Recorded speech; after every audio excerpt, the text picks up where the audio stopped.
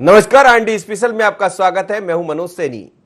Recovery की रफ्तार, क्या मध्य प्रदेश में रिकवरी की रफ्तार बढ़ी है? जिस तरह के प्रयास सरकार की तरफ से किए गए, क्या उसके अब परिणाम दिखाई देने लगे हैं, या फिर जिस वायरस को लेकर हम लगातार जंग लड़ रहे हैं वो कुछ कमजोर पड़ गया? लेकिन अब खबरें ऐसे आने लगी है, ठीक खबरें आ रही है, कुछ पॉजिटिव खबरें आना शुरू हो गई। जिस कोरोना को लेकर, जिस कोविड महामारी को लेकर हम परेशान थे, अब ऐसी चर्चा होने लगी है कि कुछ इसमें सुधार हुआ है, रिकवरी रेट बेहतर हुआ है, पहले से अच्छी रफ्तार इसमें दिखाई दे रही, बड़ी तेजी से। आंकड़ा आप देखिए, 22 दिन बाद नए संक्रमित जो मरीज है वो 10,000 से कम हो गए। 18 अप्रैल से संक्रमितों की संख्या में बढ़ोतरी हुई थी और रोजाना 12,000 से ऊपर संक्रमित की संख्या दिखाई देती थी। लेकिन 6 मई के बाद से रिकवरी रेट बढ़ा है और एक अच्छी खबर है, सोमवार को भी प्रदेश में करीब 9,715 मरीज देखने को मिले। जाहिर है कि यदि पहले की 12,000 की संख्या से इसको देखा जाए तो काफी कम दिखाई दे रहा है। 5 दिन के बाद कोरोना मरीजों की संख्या में और नीचे आने की संभावना जताई जा रही है। मध्य प्रदेश में पॉजिटिविटी रेट 15.8% पर पहुंचा है। स्वास्थ्य मंत्री प्रभुराम चौधरी बोले हैं कि अब हर जगह से राहत की खबर है। कोरोना को लेकर मध्य प्रदेश के जो लोग हैं वो भी कहीं ना कहीं हल्की सी एक राहत महसूस कर रहे हैं। और जिन डॉक्टरों के पास दिन भर फोन आया करते थे, जिन अस्पताल में, अब कहा जा रहा है कि वहां भी अच्छी खबरें देखने को मिल रही, लोगों की संख्या में कमी आई है। पर क्या कहना है मुख्यमंत्री शिवराज सिंह चौहान का इस रिकवरी की रफ्तार को बढ़ते देखकर, और दूसरी तरफ स्वास्थ्य मंत्री का क्या कहना, दोनों को सुनिएगा।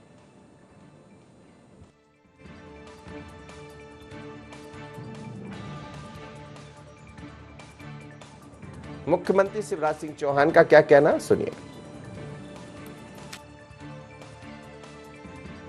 पूरे मध्य प्रदेश में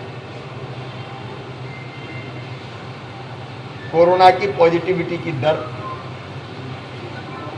अब लगातार कम हो रही है। ये बढ़ के 25% के ऊपर पहुंच गई थी, आज घट के ये 16% के नीचे आ गई। कई दिनों में पहली बार आज पॉजिटिव केस जो निकले हैं उनकी संख्या 4 अंकों में आई, मतलब 9,500 के आसपास आई, और रिकवरी रेट लगातार बढ़ रहा है। लेकिन हम चैन की सांस नहीं ले सकते, सफर अभी लंबा है, हमको लंबा रास्ता तय करना है। और इसलिए सचेत और सजग होकर कोरोना की महामारी के खिलाफ हमको लड़ाई लड़नी पड़ेगी। हमारा जो पॉजिटिविटी रेट एक दिन 25 तक पहुंच गया था, आज का पॉजिटिविटी रेट आप देखेंगे तो 15% से नीचे आ गया है।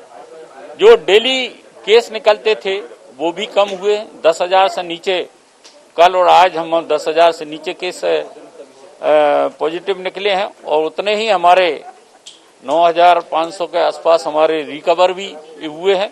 तो लोग स्वस्थ होकर भी घर जा रहे हैं। हम लोगों ने जो रणनीति सरकार ने बनाई थी, जो होम आइसोलेशन में, उनसे 2-2 बार बातचीत कर रहे हैं, डॉक्टरों की सलाह दे रहे हैं। अगर उन्हें कोई दिक्कत है तो 1075 पे वो अपनी सलाह ले रहे हैं।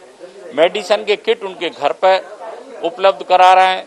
तो बड़ी संख्या में जो लोग होम आइसोलेशन में थे उनकी पूरी देखभाल की गई, और जो अस्पतालों में लोग आ रहे थे उनका प्रॉपर ट्रीटमेंट भी किया जा रहा है। बेड की कैपेसिटी भी हम लोगों ने लगातार बढ़ाई है। शहर के लिए भी हम लोगों की तैयारियां चल रही हैं।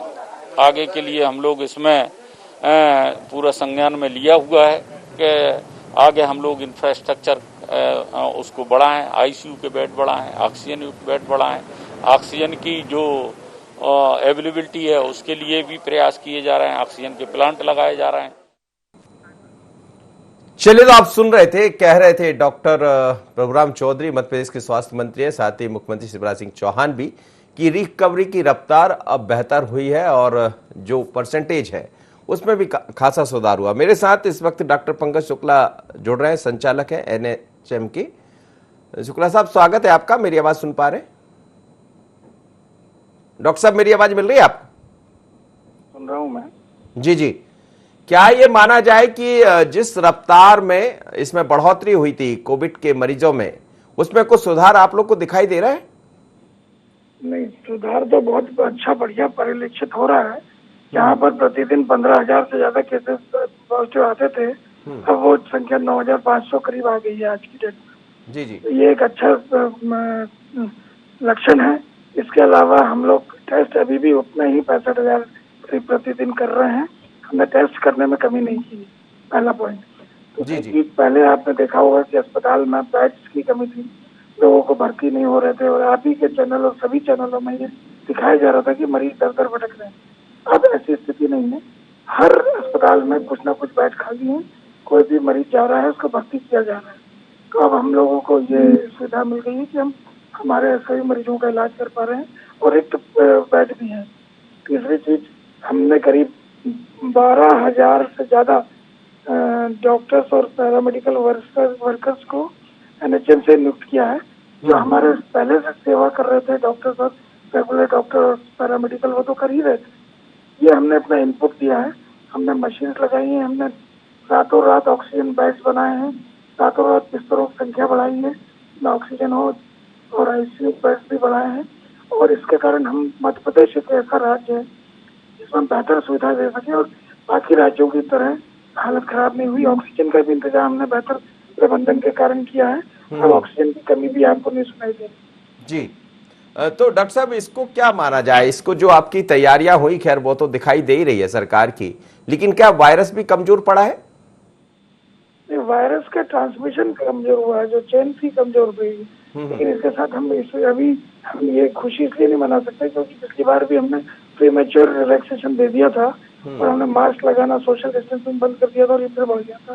तो अभी हमें लॉकडाउन तो कुछ दिन और लगाना ही पड़ेगा।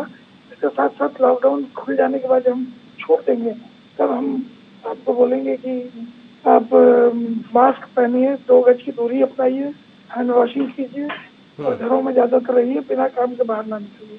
ये अपन को अपनाना पड़ेगा, जिससे कि हम बढ़ा सकते हैं। ये हमारी जो सफलता है उसके आगे तक ले जा सके। अगर तीसरी फेज जो आने की बात चल रही है, उसको आने में रोक सकें या उसमें विलम्ब कर सकें, या उस तीसरी फेज को हम बहुत हल्के से निकाल सकें, जिससे हमारे जनमन की हानि ना हो। लेकिन डॉक्टर साहब, इसके पीछे क्या देख रहा है? जो आप लोग की रणनीति है वो काम आ गई है, या लोग भी अब थोड़े से जागरूक हो गए? देखिए, दोनों चीजों में काम आई। हम लोगों ने रणनीति में कोई कमी नहीं की। हमारे स्वास्थ्य विभाग के डॉक्टर्स, कर्मचारी और अधिकारी रात दिन लगे हुए हैं, ना दिन और रात की परवाह ना करके लगे हुए हैं, जिससे कि हम जो अभी प्रभावित लोग हैं उनका इलाज कर सकें, और हमारी जो आइसोलेशन करने की, उनको जल्दी early detection, early treatment, early isolation का जो चल रहा है, वो मेथड से भी बहुत कमी आई है। दूसरी चीज, जनता ने भी सहयोग दिया है। लॉकडाउन में वो बाहर नहीं निकले हैं, अपनी परेशानियां सहते हुए भी घरों में रहा है। ये दोनों का सहयोग से ही हम इस पर कुछ विजय प्राप्त कर पाए हैं। अभी आगे और लड़ाई लड़नी है। अगर हम 8-10 दिन और हम इसको सस्टेन कर सके, मेरे ख्याल से 50% केसेस में और कमी आ जाएगी। चलिए डॉक्टर साहब, बहुत बहुत धन्यवाद। आप मेरे साथ जुड़े थे। डॉक्टर पंकज शुक्ला थे, संचालक थे NHM, और अब इस वक्त मेरे साथ जुड़ रहे हैं doctor Jagdish Gupta, senior physician है और कंसल्टेंट है। तो गुप्ता साहब, बहुत स्वागत है आपका। धन्यवाद। जी जी, क्या कहेंगे, क्या कुछ रिकवरी की जो रफ्तार है वो बढ़ती हुई दिखाई दे रही है? देखिए, अभी इसमें क्या है, बहुत सारी चीजें हैं। हमको क्या रिकवरी की रफ्तार जो लग रही है, 4 लाख से कभी कम हो जाते हैं, किससे थोड़े से आसपास आते हैं, कभी थोड़े से बढ़ जाते हैं, तो मुझे लगता है कि अभी पीक आया नहीं है।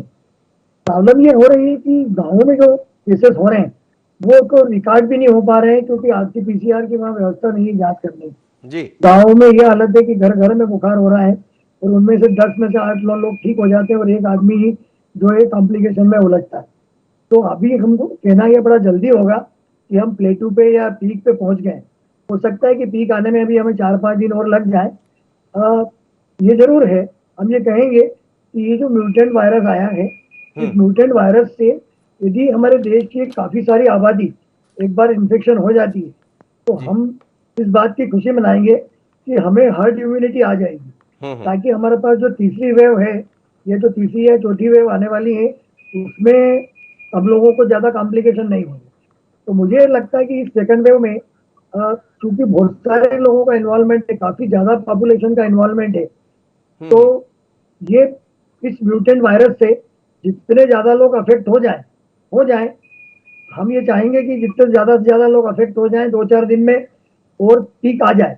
एक बार पीक आने के बाद फिर जब केसेस कम होने लगेंगे तो हमारी काफी सारी आबादी इस वायरस से इन्फेक्ट हो जाएगी और हर्ड इम्यूनिटी आने से और बाद में वैक्सीनेशन की रफ्तार भी बढ़ जाएगी, तो हम आगे आने वाले दिनों में तीसरी वेव या चौथी वेव से बच पाएंगे या इतना हमारा नुकसान नहीं कर पाएंगे। जी जी और हम ये देख रहे हैं कि रोज जो आंकड़े आते हैं कि हमारे जो केसेस चल रहे हैं वो 4 लाख के आसपास चल रहे हैं, किसी रोज कम हो जाते हैं 10-20 हजार, किसी रोज 10-20 हजार बढ़ जाते हैं।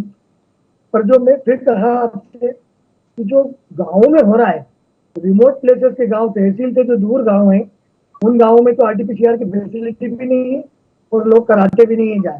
जी जी वहां पे घर घर में बुखार सर्दी खांसी, बुखार सर्दी खांसी, तो हमें लगता है कि ये भी सब कोरोना का इन्फेक्शन होना चाहिए।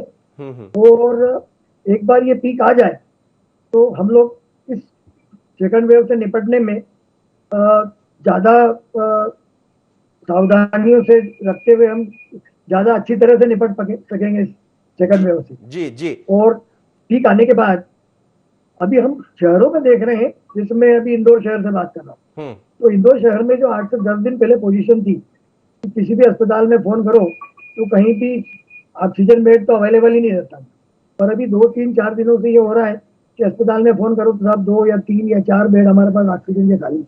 तो इसको देख के लगता है कि शहरों में तो पीक आने लगा है, शहरों में पीक आने लगा है। बड़े शहरों में हम दिल्ली या मुंबई के रिकॉर्ड भी देखें तो वहां भी केसेस कम होना शुरू हो गए। तो मेट्रो सिटीज और बड़े शहर, वहां पे तो रिकॉर्ड और केसेस कम हो रहे हैं, तो हम समझ लें कि सिटी में पीक आ रहा है। पर छोटे गाँवों में क्या पोजीशन है उसके बारे में हमारे पास कोई आंकड़ा उपलब्ध नहीं है, पर जो हम रिपोर्ट सुनते हैं गाँवों से कि गाँवों में पेशेंट को घर घर में, हर परिवार में सर्दी खांसी बुखार हो रहा है, तो डिस्पाइट भी कि ये इन्फेक्शन वहां भी काफी फैल रहा है। जी जी डॉक्टर साहब बने रहिएगा मेरे साथ। इस वक्त डॉक्टर अजहर बेग भी जुड़ रहे हैं। बेग साहब स्वागत है आपका, मेरी आवाज सुन पा रहे हैं? जी जी जी सुन रहा हूँ जी। क्या ये माना जाए कि कुछ पहले की अपेक्षा कुछ सुधार हुआ है, अब रिकवरी की जो रफ्तार है वो बढ़ती हुई दिखाई दे रही है? बिल्कुल ये मान सकते हैं कि हमने जो अब कई जगहों पर, जैसे 1 महीने का लॉकडाउन पूरा हो गया है, कहीं लॉकडाउन के 21 दिन पूरे हो गए हैं और लोगों में जागरूकता भी आई है, जो एकदम तेजी से मीडिया ने भी जो लोगों तक पहुंचाने की कोशिश की है उसका असर भी दिख रहा है कि अब लोग कुछ जागरूक हो रहे हैं, आइसोलेट भी हो रहे हैं और अपनी केयर भी कर रहे हैं, जिसकी वजह से ये माना जा सकता है कि जो रफ्तार है उस पे एकदम ब्रेकडाउन लगा है।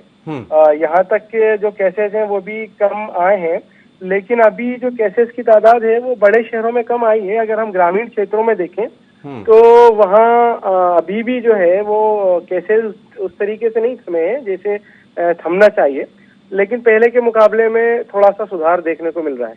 जी, क्या वजह इसकी नजर आ रही? क्या लोग जागरूक हो गए हैं या सरकार के जो प्रयास है वो अब काम कर रहे हैं?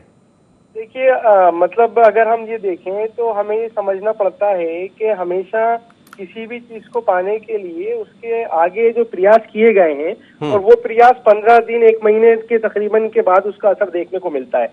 तो यहाँ हम ये देखें कि हम जो सरकार जो प्रयास कर रही थी या जो हेल्थ का महकमा लगातार लोगों को जागरूक कर रहा था, या जो आइसोलेशन की बात की जा रही थी, घर घर जाकर जो किट बांटी जा रही थी और लोगों को समझाया जा रहा था कि इससे आपको घर में रहने से फायदा है, संक्रमण रुकेगा, तो ये चीज है जो जिसकी वजह से आज थोड़ा संक्रमण की रफ्तार थमी है, लोग जागरूक हुए हैं।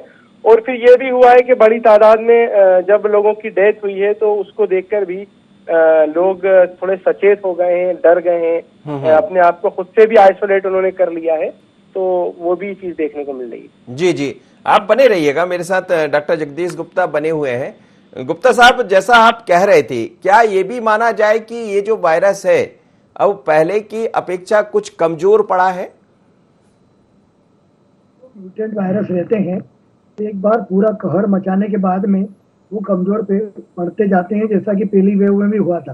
पहली वेव में शुरू के महीने 2 महीनों में इस वायरस ने काफी तूफान मचाया था, काफी कहर बरमाया था, पर वायरस भी धीरे धीरे कमजोर पड़ता है। तो वायरस भी धीरे धीरे कमजोर पड़ रहा है।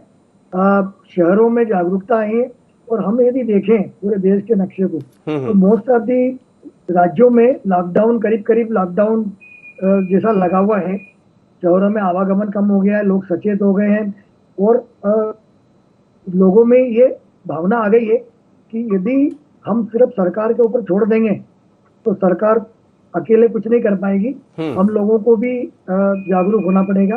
तो लोगों ने मास्क, सोशल डिस्टेंसिंग, और जो लॉकडाउन में थोड़े टाइम के लिए बाजार खुलता है तो उसमें अभी भी थोड़ी भीड़ रहती है, पर फिर भी वो जो मजमा पहले लगता था वैसा मजमा अब नहीं लग रहा है। तो हमें लगता है कि ये सारे प्रयास कि सरकार ने जो लॉकडाउन लगाया है, लोगों में जो जागरूकता आई है, वायरस थोड़ा कमजोर पड़ रहा है और ये काफी ज्यादा लोगों को अफेक्ट भी कर चुका है, तो ये वायरस ऐसा लगता है कि शायद कमजोर पड़ जाएगा और हम 8-10 दिन या 15 दिन में इसके पीक से उभरना शुरू हो जाएंगे। जी मुझे लगता है कि यदि इसको हम माने कि पीक आ गई है शहरों में, तो 2-3-4 दिन यदि ये प्लेटू बना रहता है, यदि इसी लेवल पे प्लेटू बना रहता है तो डाउनफॉल शुरू हो जाएगा। और शहरों में डाउनफॉल शुरू हुआ तो धीरे धीरे गाँवों में भी चालू हो जाएगा। जी जी बिल्कुल। डॉक्टर बेग, अजहर बेग भी मेरे साथ जुड़े हैं। डॉक्टर साहब, आपसे भी मैं समझना चाह रहा था, जो तीसरी वेव, तीसरी लहर की जो बात हो रही है उसको लेकर अलग अलग तरह के मत है। एक तो ये कि कुछ लोग कहते हैं कि ये शायद दूसरी लहर से ज्यादा खतरनाक होगा, कुछ खबरें ऐसी आ रही है कि उसका असर कम दिखाई देगा, वो कमजोर रहेगा जो वायरस रहेगा। आप लोग के पास क्या खबरें हैं, और यदि ऐसा होता है तो फिर कैसे संभलें लोग? हेलो, जी जी, मेरी आवाज सुन पा रहे हैं आप? हाँ, सुन पा रहा हूँ। जी, जवाब है कि तीसरी लहर का एक प्रिडिक्शन किया है, वैज्ञानिकों ने अनुमान लगाया है। हमारे जो ICMR के जो प्रवक्ता हैं उन्होंने अनुमान लगाया है कि तीसरी लहर आएगी। कब आएगी ये किसी को नहीं पता, तो हो सकता है कि इससे ज्यादा खतरनाक आए, क्योंकि जब भी नई लहर से ये वायरस तैयार होता है तो वायरस क्या है, अब चूंकि हर्ड इम्यूनिटी आ जाएगी, वैक्सीन भी लग जाएंगे, तो वायरस हो सकता है कि फिर म्यूटेट हो जाए और तीसरी लहर सकता है ज्यादा खतरनाक हो। और अभी हमने दूसरी लहर में देखा कि यंग एज ग्रुप लोगों को काफी इन्वॉल्व किया है, 15 से 45 वालों को काफी इन्वॉल्व किया है। तो हो सकता है कि तीसरी लहर छोटे बच्चों। डॉक्टर साहब मेरे साथ बने रहिएगा। इस वक्त डॉक्टर लोकिन दवे जुड़ रहे हैं, अधीक्षक है हमीदिया अस्पताल के। डॉक्टर साहब स्वागत है आपका। मेरी आवाज सुन पा रहे हैं आप? जी नमस्कार। जी नमस्कार। क्या डॉक्टर साहब कुछ अच्छी खबरें दिखाई देने लगी? आप लोग लगे हुए लगातार मेहनत कर रहे हैं, उसके प्रयास भी अब सार्थक हो रहे हैं और रिकवरी की जो रफ्तार है उसमें इजाफा हुआ है। क्या ये माना जाए कि आपके प्रयास अब काम आ रहे हैं और लोगों के भीतर भी जागरूकता दिखाई देने लगी? ये निश्चित रूप से ये सबके मिले जुले प्रयास हैं, चाहे हम सामाजिक स्तर पर देखें, राजनीतिक स्तर पर देखें, प्रशासनिक स्तर पर देखें, चिकित्सकीय समाज की तरफ से देखें, सभी का कमिटमेंट है जो धीरे धीरे अपना रिजल्ट दे रहा है। लेकिन साथ ही हमें ये ध्यान रखना है कि जो हमसे पिछली बार एक लापरवाही हुई है, सामाजिक स्तर पर हमें ख्याल रखना है कि हर व्यक्ति की ये जिम्मेदारी है कि कोरोना अभी गया नहीं है और हमें अपनी सावधानियों में बिल्कुल कमी नहीं आने देनी है, इस बात का विशेष ध्यान रखना है। तो हमें बहुत प्रसन्न नहीं होना है कि हम ठीक हो रहा है, सब कुछ ठीक हो रहा है। हाँ, कॉन्फिडेंस जरूर अपना बनाए रखना है, लेकिन इसके साथ सावधानी हमेशा रखनी है, ये मेरी सबसे अपील है। जी जी। लेकिन डॉक्टर साहब, जो एक थर्ड लहर, तीसरी लहर की चर्चा चल रही है, उसको लेकर मत अलग अलग है, क्या आप लोग भी उसकी आगे की तैयारी में लग गए? देखिए, तीसरी लहर सबसे आइडियल स्थिति ये होगी कि हमारे पास तीसरी लहर जैसी कोई चीज ही ना हो। लहर के रूप में जब मरीज आते हैं या एक साथ बहुत संख्या में मरीज आते हैं तो वास्तव में जब कठिनाइयां होती है, हम सब देख चुके हैं एक बार। तो हम सबके प्रयासों से लहर ना आए, ये सबसे बड़ी उपलब्धि होगी हमारी जी। इसके लिए हर व्यक्ति का अपना प्रयास और कंट्रीब्यूशन जरूरी होगा। खाली सरकारी स्तर पर प्रयास करने से कुछ नहीं होगा। लेकिन यदि खुदा ना खासा तीसरी लहर आती भी है तो उसकी भी हमें साथ ही साथ तैयारी करनी होगी और हम कर रहे हैं।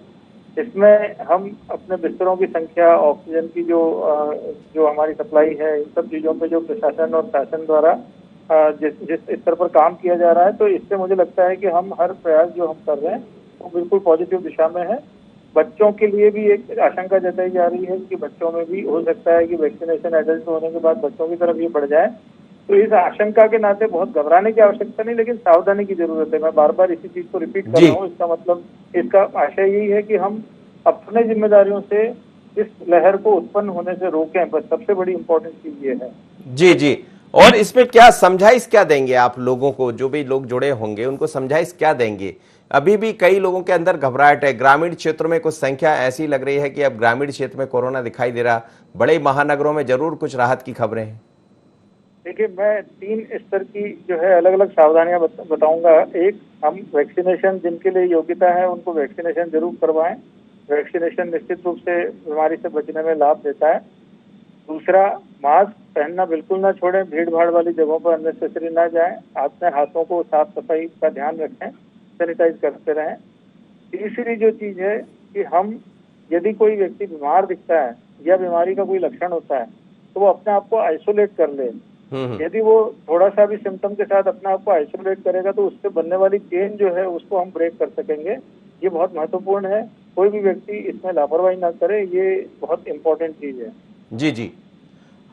चलिए डॉक्टर साहब, बहुत बहुत धन्यवाद, आप मेरे साथ जुड़े। डॉक्टर लोकेन दबे थे, अधीक्षक हैं हमीदिया अस्पताल के, और साथ ही मेरे साथ जुड़े हैं doctor Jagdish Gupta, senior physician है।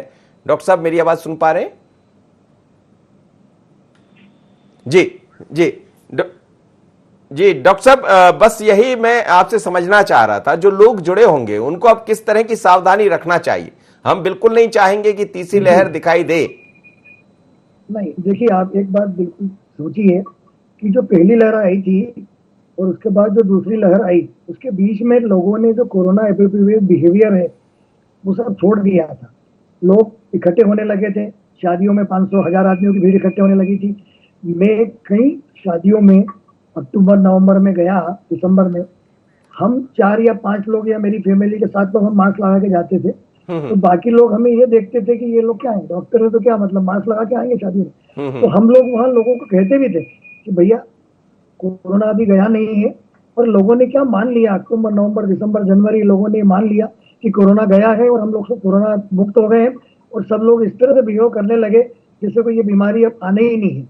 और जब ये कोरोना की दूसरी लहर आई है तो हमें ये ध्यान रखना है कि पहली लहर और दूसरी लहर के बीच में जो गलती हमने की है कि हम शादी ब्याह में या कोई भी प्रोग्राम में या कोई भी फंक्शन में, होटलों में भीड़ ना करें।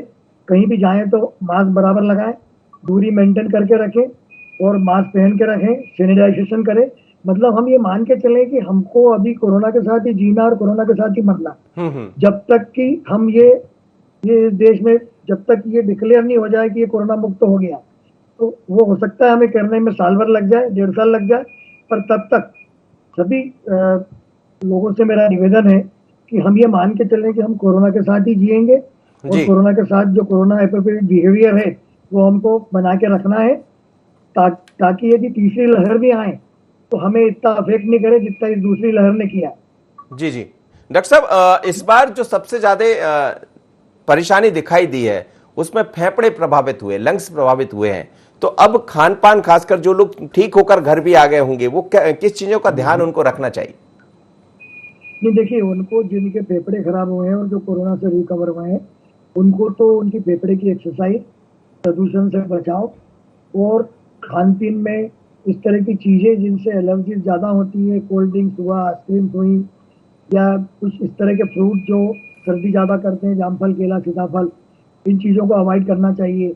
धुएं से बचना चाहिए, क्योंकि उनके ऑलरेडी फेफड़े 30% 40% किसी के कितने खराब है। तो जो लोग कोरोना से रिकवर होके आए हैं उनको तो अच्छी सावधानी रखना चाहिए।